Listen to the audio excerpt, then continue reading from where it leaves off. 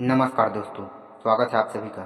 दोस्तों, आज हम माता महागौरी की कथा के बारे में जानेंगे। नवरात्रि के 8वें दिन माँ महागौरी की पूजा की जाती है। ये दुर्गा माँ का 8वां स्वरूप है। जैसा कि नाम से ही पता चल रहा है कि माँ का वर्ण गौर है। माँ की उपमा शंख, चंद्र और कुंद के फूल से दी जाती है। माँ के सभी वस्त्र और आभूषण सफ़ेद है। मान्यता है कि अष्टवर्षा भवेत गौरी यानी माँ की आयु 8 वर्ष की मानी गई है।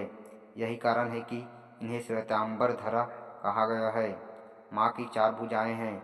माँ का वाहन वृषभ है, अतः माँ को वृषभरूढ़ा भी कहा गया है। माँ महागौरी की 4 भुजाएं हैं। माँ के ऊपर वाला दायां हाथ अभय मुद्र में है। माँ के नीचे वाले हाथ में त्रिशूल है। ऊपर वाले बाएं हाथ में डमरू है और नीचे वाला बायां हाथ वर मुद्रा में है। माँ बेहद ही शांत मुद्रा में है। माँ भगवान शिव को पति के रूप में प्राप्त करना चाहती थी, जिसके चलते इन्होंने बेहद कठोर तपस्या की।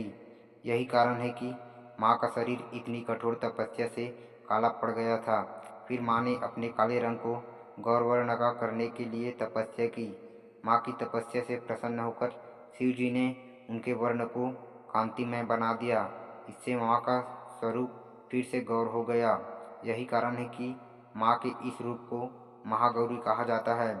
माँ महागौरी अमोघ फलदायिनी है। माँ की पूजा करने से भक्तों में कलमश धुल जाते हैं, साथ ही सभी पाप भी नष्ट हो जाते हैं। सच्चे मन और पूरी श्रद्धा के साथ महागौरी की पूजा अर्चना, उपासना, आराधना की जाए तो यह बेहद कल्याणकारी होता है। माँ की कृपा अपने भक्तों पर हमेशा ही बनी रहती है और इनकी कृपा से ही भक्तों को अलौकिक सिद्धियाँ भी प्राप्त होती है।